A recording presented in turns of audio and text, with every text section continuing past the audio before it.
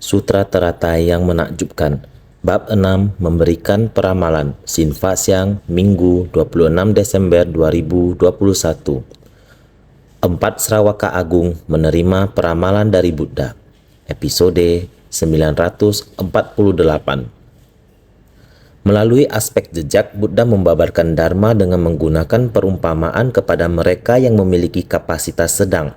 Kasyapa dan yang lainnya, 4 Sravaka Agung ini berbalik dari kecil menuju besar.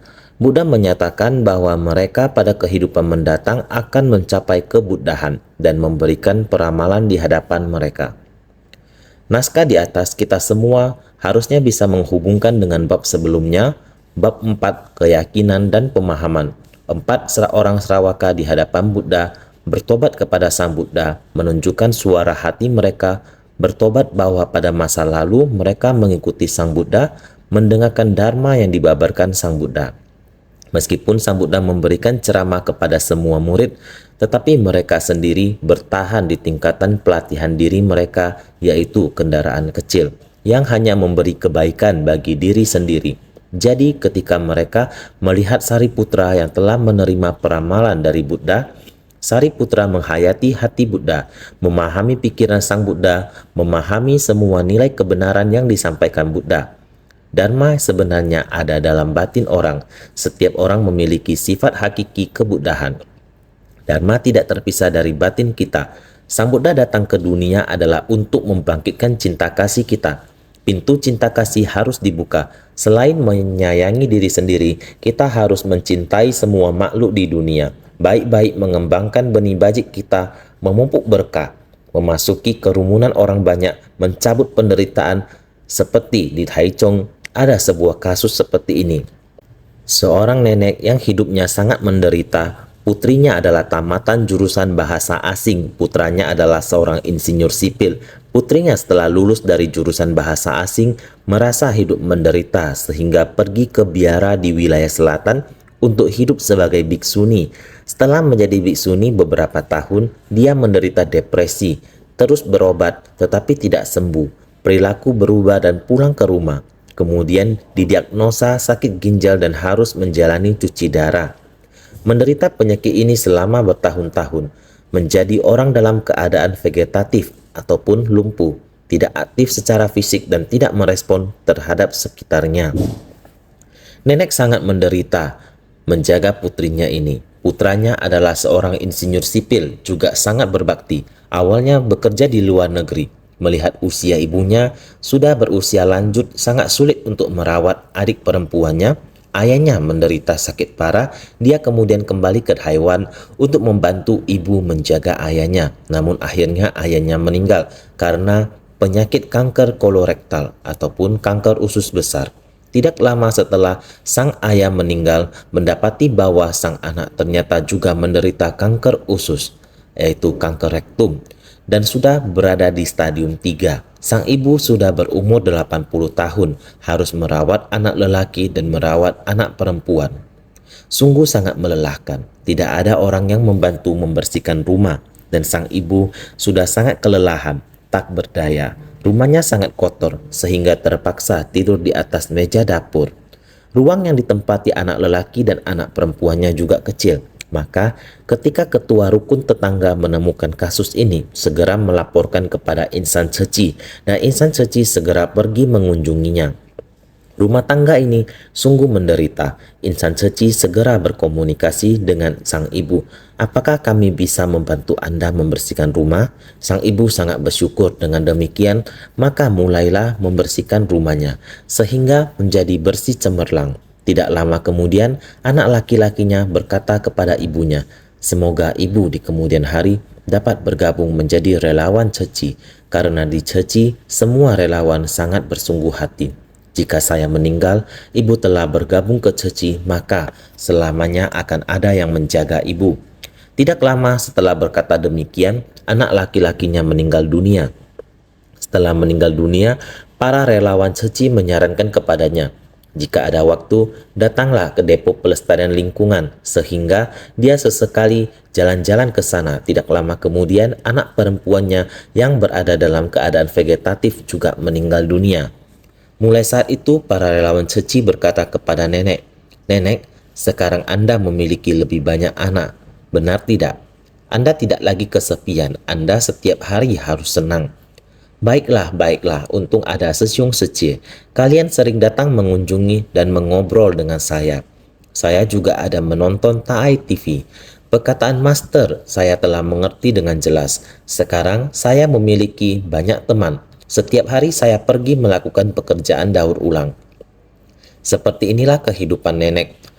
Ada begitu banyak penderitaan dalam kehidupannya. Semua yang dia kumpulkan adalah jalinan jodoh masa lampau. Sang Buddha mencoba membabarkan dharma tentang penderitaan kepada para makhluk di dunia, sehingga ini disebutkan aspek jejak. Melalui aspek jejak, Buddha membabarkan dharma dengan menggunakan perumpamaan. Dengan metode ini, aspek jejak adalah menampakkan wujud Buddha di dunia, lahir di dunia, melatih diri di dunia, mencapai pencerahan di dunia, membabarkan dharma di dunia. Semuanya ini adalah Sang Buddha melalui aspek jejak, disebut aspek jejak kebenaran yang mendalam. Ia menggunakan metode perumpamaan, menggunakan sebab dan kondisi pendukung masa lampau, menggunakan penderitaan masa kehidupan ini untuk membabarkan dharma. Ini adalah melalui aspek jejak, Buddha membabarkan dharma dengan menggunakan perumpamaan. Praktisi kendaraan besar dan kecil semuanya berdasarkan pada penderitaan di dunia. Penderitaan, sebab penderitaan, lenyapnya penderitaan, jalan menuju lenyapnya penderitaan. Sebuah proses melatih diri yang harus dipahami untuk memasuki pintu dharma. Maka, kepada mereka yang memiliki kapasitas sedang hingga sampai pada usia tuanya, Sang Buddha ingin murid-murid yang hanya membina diri ke dalam. Setiap murid dapat menerima jubah dan patra ataupun mangkuk, harus mewariskan silsilah dharma sesuai dengan kapasitas yang mereka miliki. Mereka telah memahami hal yang perlu dipahami, telah menghapus semua noda batin yang hendaknya dihapus. Saat ini hanya kekurangan satu hal ini, yaitu membangkitkan tekad luhur, membangun ikrar agung. Oleh itu mereka adalah kapasitas sedang Sravaka, Pratekya Buddha. Ini semua adalah kapasitas menerima yang sedang. Buddha berharap mereka dapat membangkitkan tekad kendaraan besar, yaitu kapasitas besar harus dibangkitkan. Oleh karena itu, Kasyapa dan yang lainnya, 4 Sravaka agung ini telah paham, telah menyadari harapan mendasar Buddha. Oleh karena itu, mereka berbalik dari kecil menuju besar. Kondisi batin kendaraan kecil di masa lalu berbalik menuju kendaraan besar. Maka Buddha telah memahami bahwa murid-muridnya telah menyadari ini. Penderitaan semua makhluk di dunia kelak memerlukan mereka untuk mewariskan silsilah dharma dari kehidupan ke kehidupan, untuk membimbing para makhluk. Maka dari itu, sekarang Buddha menyatakan bahwa mereka pada kehidupan mendatang akan mencapai kebuddhaan. Sang Buddha meramalkan yang Arya Kasyapa kelak akan mencapai kebuddhaan di masa mendatang. Sekarang langkah selanjutnya adalah terus memberikan peramalan. Masih ada Katyayana, Subhuti, Moggallana. 4 orang ini di saat yang bersamaan menyampaikan tentang perumpamaan anak malang. Perumpamaan anak malang ini sudah menghayati pikiran Sang Buddha. Semua orang memiliki ekspektasi. Kemarin sudah kita bahas. Sekiranya engkau tahu akan batin mendalam dari kami. Sang Buddha sudah tahu batin kami yang mendalam. Sekarang kami selain menghilangkan kerisauan, kami juga membangkitkan tekad dari dalam hati.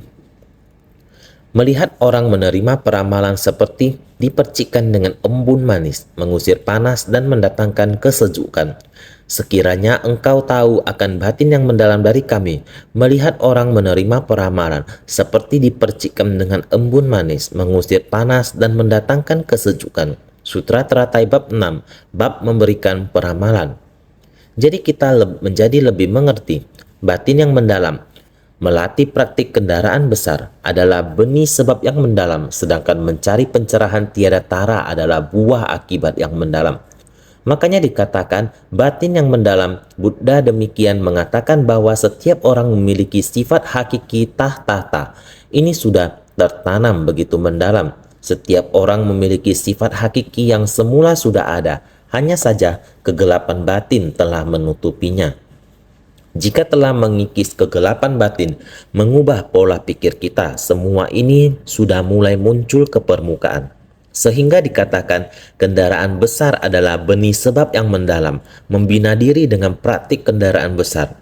Inilah tujuan awal kita, mencari pencerahan tiada tara adalah buah akibat yang mendalam. Ini juga adalah tujuan kami, kelak untuk mencapai kebudahan di kemudian hari. Buah akibat yang mendalam ini bagaikan sifat hakiki tahta yang akan terbangkitkan. Harus bertekad untuk praktik di jalan bodhisattva. Tidak peduli berapa lama jalinan jodoh dengan orang lain, jika sudah matang, maka dengan demikian para makhluk dapat mencapai kebudahan. Dan ini sudah kita pahami. Melihat orang menerima peramalan, melihat Buddha memberikan peramalan akan kebudahan kepada Kasyapa, bagaikan melihat orang lain menerima pemberkahan dengan embun manis, sehingga mereka melihat orang menerima peramalan, mereka telah melihat yang Arya Kasyapa menerima peramalan dari Sang Buddha. Setelah melihat yang Arya Kasyapa menerima peramalan, semua orang bersuka cita, layaknya mendapatkan pemberkahan dengan embun manis, karena keempat orang itu telah bersama-sama mengungkapkan pemikiran mereka tentang anak malang. Karena sekarang Kasyapa telah menerima peramalan, maka seharusnya kami juga bisa memperoleh peramalan. Inilah harapan mereka semua. Dengan pengajaran dari Dharma dan perumpamaan menganugerahkan kepada kami sekalian para Sravaka kata-kata tentang pencapaian kebudahan. Sekarang dalam pemberian peramalan belum menyebutkan nama-nama kami, sehingga hati kami dipenuhi kerisauan membakar. Ini adalah ajaran yang Sang Buddha berikan kepada semua orang dalam jangka waktu yang begitu panjang. Meskipun di masa lampau hanya para praktisi kendaraan kecil, namun kendaraan besar yang diajarkan saat ini, jika seseorang tidak pernah mempraktikkan kendaraan kecil di masa lalu, maka ia tidak akan tahu bagaimana cara mencapai kebudahan. Saat ini murid-muridnya yang telah menjalani pelatihan diri telah menghapuskan kerisauan. Dengan dihapuskannya kerisauan, mereka sekarang bisa membangkitkan tekad. Inilah bagaimana kemurnian dimulai dari sumber. Sebenarnya segala prinsip berpulang pada pelatihan diri, meninggalkan duniawi dan melatih diri. Para Buddha tanpa meninggalkan kehidupan berkeluarga tidak akan mencapai jalan kebudahan. Pasti harus meninggalkan kehidupan berkeluarga baru bisa mencapai jalan kebudahan, karena kehidupan monastik adalah meninggalkan keluarga dan memutuskan tali kasih duniawi. Tidak ada kekhawatiran, fokus pada satu hal. Sepenuhnya melenyapkan kerisauan, telah menghapus nafsu keserakahan, pikiran akan percintaan. Jadi, akar sumber cinta kasih individu sudah dihapuskan, baru bisa mengembangkan cinta kasih universal, tidak egois, tidak tercemar, tidak ada kerisauan. Ini adalah setelah melalui Buddha membabarkan Dharma, membuat kita tidak lagi menciptakan benih sebab karma buruk dan jodoh buruk. Semua yang kita pupuk adalah benih sebab yang murni dan jodoh murni. Ini adalah Sang Buddha berikan kepada kita, prinsip kebenaran dari para Sravaka menjadi Buddha. Sekarang dalam pemberian peramalan belum menyebutkan nama-nama kami, walaupun kami sudah mendapatkan prinsip kebenaran ini, tapi pemberian peramalan masih belum menyebutkan nama saya. Jadi ketiga orang ini hatinya dipenuhi kerisauan membakar sambil menunggu dengan hati yang cemas. Itu terasa sangat lama. Mengapa masih belum menyebut tentang saya? Jadi Dharma merujuk pada Dharma menakjubkan, perumpamaan merujuk pada bunga teratai. Dharma menakjubkan artinya tak terbayangkan. Dharma adalah ajaran sementara dan ajaran sejati dari 10 alam Dharma dengan 10 kedemikianan. Dharma ini sering dikatakan kepada semua adalah tanpa rupa, tanpa esensi, tidak memiliki bentuk apapun. Bagaimana mengungkapkan Dharma? Sama seperti bunga teratai. Bunga teratai muncul dari lumpur, tapi tidak ternodai. Kolam teratai karena bunga teratai yang memperindah kolam teratai. Bunga teratai karena lumpur kotor dari kolam teratai, maka dia tumbuh dan berbunga. Ketika bunga mekar dan melihat buahnya, ini menunjukkan jika kita membangkitkan niat pikiran ini, benih sebab akan tertanam memasuki ke batin kita. Jadi demikianlah. Sebagai perumpamaan, bunga teratai adalah perumpamaan jika berbicara tentang prinsip kebenaran. Penderitaan di dunia adalah perumpamaan. Mengapa mereka menderita? Pasti ada benih sebab dan kondisi. Proses pembentukan benih sebab dan kondisi adalah prinsip kebenaran. Oleh karena itu, dikatakan prinsip kebenaran adalah dharma, dharma yang menakjubkan. Menakjubkan artinya tak terbayangkan. Prinsip kebenaran begitu tak terbayangkan, jadi ajaran sejati dari 10 alam dharma dengan 10 kedemikianan 10 alam dharma, semua sudah mengetahuinya. 6 alam samsara dan 4 alam suci, ajaran sementara dan ajaran sejati Sang Buddha terhadap makhluk di 9 alam dharma ini selain dari alam Buddha ingin membabarkan dharma kepada para makhluk di 9 alam dharma harus menggunakan berbagai jenis perumpamaan. Demikianlah ajaran sejati dan ajaran sementara ini bisa digunakan secara bersamaan. Oleh karena itu, dharma dan perumpamaan itu adalah ajaran sementara, dharma adalah prinsip kebenaran yang sejati. Oleh karena itu, persis dikarenakan dharma menakjubkan adalah sulit dipahami, maka meminjam perumpamaan adalah lebih mudah untuk mengungkapkannya. Dharma menakjubkan artinya ajaran sementara dan ajaran sejati adalah satu. Pada tanaman teratai, bunga dan buah adalah muncul bersamaan. Maka dikatakan sebagai dharma dan perumpamaan. Dharma menakjubkan artinya ajaran sementara dan ajaran sejati adalah satu. Sehingga meminjam perumpamaan tersebut, meminjam perumpamaan untuk mengungkapkan prinsip kebenaran yang menakjubkan. Dharma menakjubkan adalah ajaran sementara dan ajaran sejati adalah satu esensi, benar-benar satu esensi. Kalau tidak, bagaimana prinsip kebenaran bisa dipahami? Jadi harus meminjam wujud, mengumpamakan prinsip kebenaran dengan wujud, maka prinsip kebenaran bisa dipahami dengan jelas. Oleh karena itu, bunga dan buah adalah muncul bersamaan. Perumpamaan bunga teratai, bunga mekar, buah pun muncul. Jadi bunga dan buah adalah muncul bersamaan. Ini adalah dharma dan perumpamaan berpadu menjadi satu. Pengajaran sejati dan pengajaran sementara berpadu menjadi satu. Benda dan prinsip berpadu menjadi satu. Sebenarnya kalau materi diurai ada banyak faktor pembentuknya. Ini dinamakan prinsip kebenaran. Dharma, prinsip kebenaran adalah dharma. Dengan benda dijadikan perumpamaan. Ini adalah dharma dan perumpamaan. Dua-duanya digabung menjadi satu. Ini sudah sangat jelas. Prinsip kebenaran ini sudah jelas sehingga seperti dipercikkan dengan embun manis, mengusir panas dan mendatangkan kesejukan. Sekiranya Tathagata memberikan kesaksian akan tekad mendalam dari kami sekalian, melihatnya menyebutkan nama-nama kami untuk diberikan peramalan adalah sama dengan memercikkan embun manis pada batin kami. Seketika lubuk hati terasa sejuk. Artinya Tathagata jika mengetahui penantian kami yang mendesak sekarang, mengetahui kami telah membangkitkan tekad dan memasuki sumsum memasuki tata-tata kami. Tata-tata kami telah mulai menunjukkan ajaran kendaraan besar. Tathagata dapat memahami tekad mendalam kita. Melihatnya menyebutkan nama-nama kami untuk diberikan peramalan, berharap Buddha dapat memberikan peramalan kepada nama saya adalah sama dengan memercikan embun manis pada batin kami, seperti pemberkahan dengan embun manis, seperti embun manis memasuki batin kita. Seketika lubuk hati terasa sejuk, embun manis memasuki batin, embun manis berpadu dengan batin kita, pasti terasa sejuk. Ini adalah suara hati tiga orang ini. Apa yang dimaksud dengan embun manis? Embun manis mampu menghapus kekhawatiran, adalah obat keabadian. Perumpamaan kalau kita mampu menghapus kerisauan, membakar daripada dua jenis samsara, pasti memperoleh kesejukan daripada maha parinirwana. Kita sering menggunakan embun manis sebagai perumpamaan. Jika dalam sutra Buddha tercatat digunakan oleh dewa dan manusia, tetapi mengumpamakannya seperti menghapus kekhawatiran. Jika kita sering merelakan, kita sering meminum embun manis, sering bersuka cita dalam jiwa kehidupan kita, setiap hari sangat bahagia, sehingga dinamakan obat keabadian. Kita hidup di saat ini, hidup dalam sukacita, bersukacita dalam dharma, menumbuhkan kebijaksanaan. Perumpamaan kalau kita mampu menghapus kerisauan, membakar daripada dua jenis samsara.